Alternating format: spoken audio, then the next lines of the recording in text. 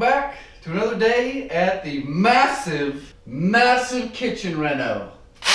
Today, I'm going to work on these arches. It's a little screwy because I'm not using kind of standard thicknesses because of this lath and plaster here. I've got a little bit of a brainstorm. I still need to get a drawing out with all the measurements to see what thickness of plywood I can use, what thickness of drywall I can use. Got a lot of questions on these saw blades. I said were 99 cents. So it's not carbide, but it worked really well. Obviously I put it to the test. I'll use this blade to cut through this 2x4. I also used it to cut through the tiny little nails that attach the lath to 2x4s. I think it's 48 bucks for a box of 50 on Amazon. If I can find the link on Amazon, I'll put it in the description below.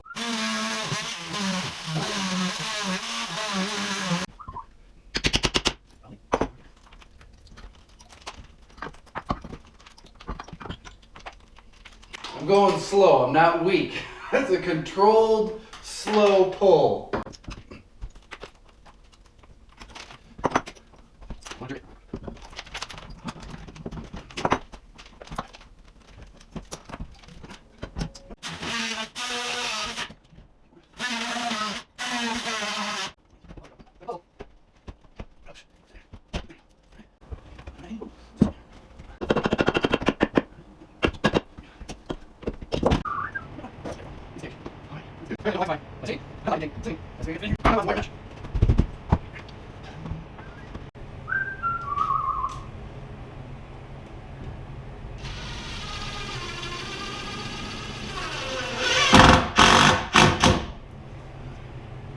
PL 375 on the lower end of the price scale for construction adhesive. I just used it for fixing some floor squeaks from underneath in a basement, and it went quite well, cured up just nice. So I'm running a bead down this lath here, or right behind this lath, and then I'll clamp it into place.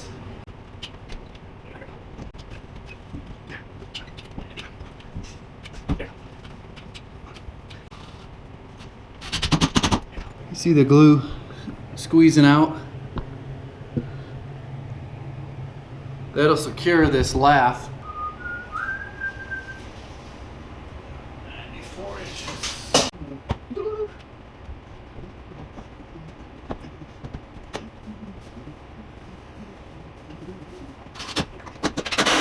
Now, as you saw on that first screw, I used my impact. Shook the whole ceiling.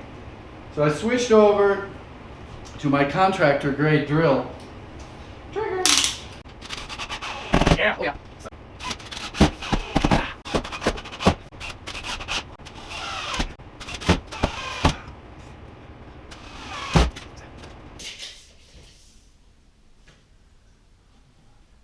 So as I'm running around doing behind the scenes stuff, I'm losing everything.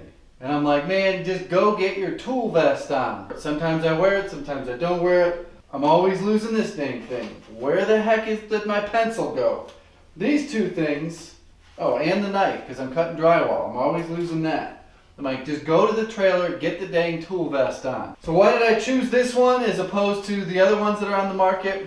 Mainly because this one's only 40 bucks and the other ones are like 240 bucks. First thing you gotta do is unclip these pockets or unvelcro them. They have these Velcro strips that are meant to hook underneath here into a belt or something like that. Take that off, fold it back up so that when you lean over, these things just flap and your screws don't come out. You see that? They're hanging down.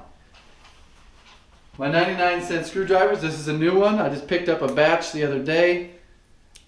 I'm going to take the label off. 99-cent Home Depot screwdrivers. Stanley utility knife. They don't have the greatest reviews on Amazon, but I've been using them for about 5 years. I'm buying them bulk. One crescent wrench, not sure why this is in here, not very necessary. This one here, a little pry bar. Tape measure, I've got so many different tape measures. I've lost so many different tape measures.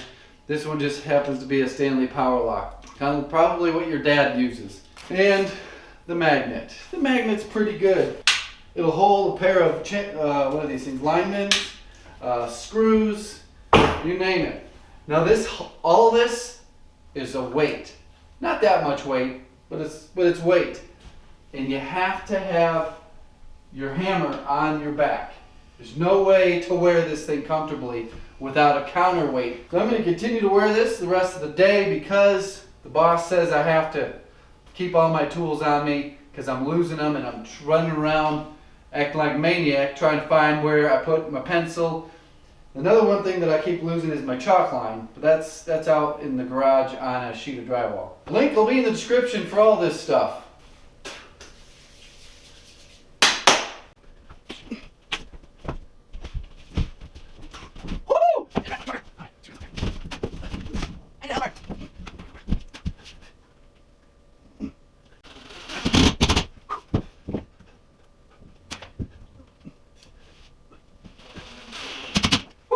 Looking good. That's good.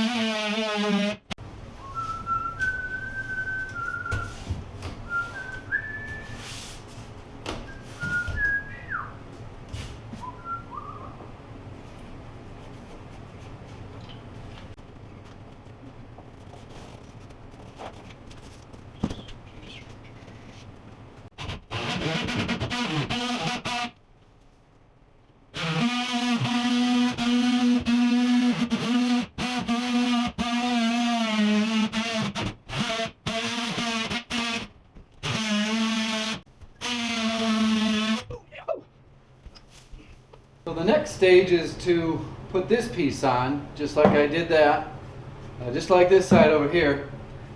But we have this lath and plaster, 1/2 inch drywall, and I will measure from here to here, and I will find the narrowest distance kind of around this thing, because I can always fill when I go to do the corner bead.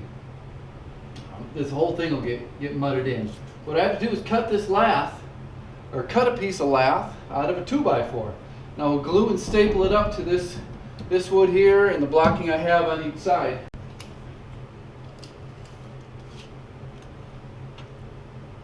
I think a 1/4 inch is going to be perfect.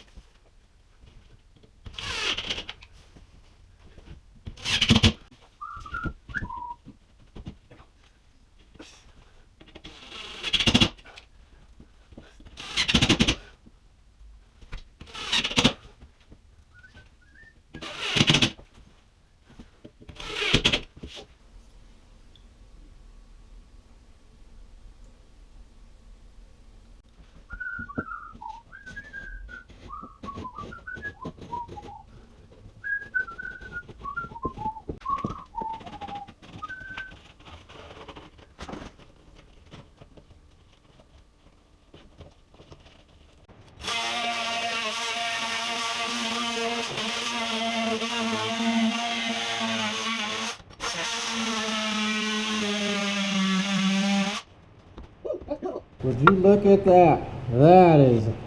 That's just, I don't know, words can't describe it. This one here didn't turn out as good. This is all gonna get mudded and covered with cabinetry's all going in there. And that is a beautiful transition.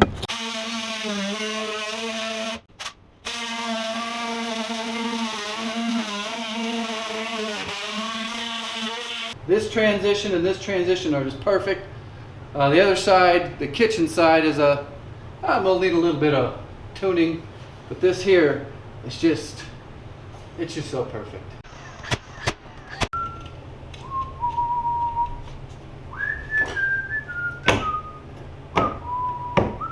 Okay, it's time to do the arch. Now, even with a 1/4 inch drywall, it's pretty flexible. There is just no way you're going to make this radius here. I mean, I don't want to ruin this piece I already have cut. You can do a lot with it, but it's not going to make that. So what I'm going to do is make some slits along the back, about 20 inches down the back. And then, there, in there,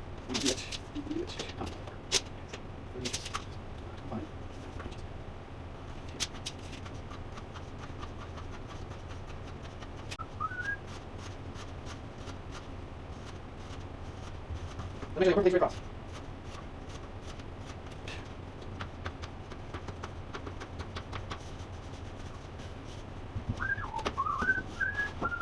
Oh yeah! Look at that, baby! Look at that!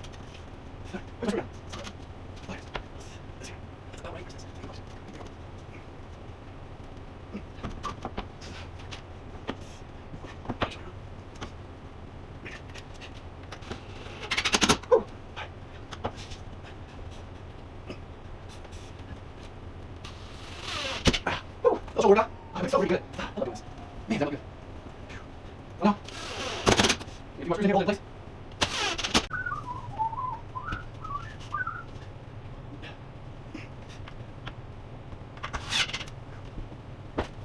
I like it. I like it.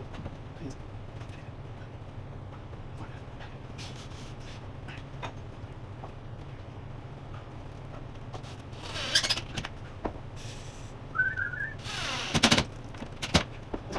Probably right there.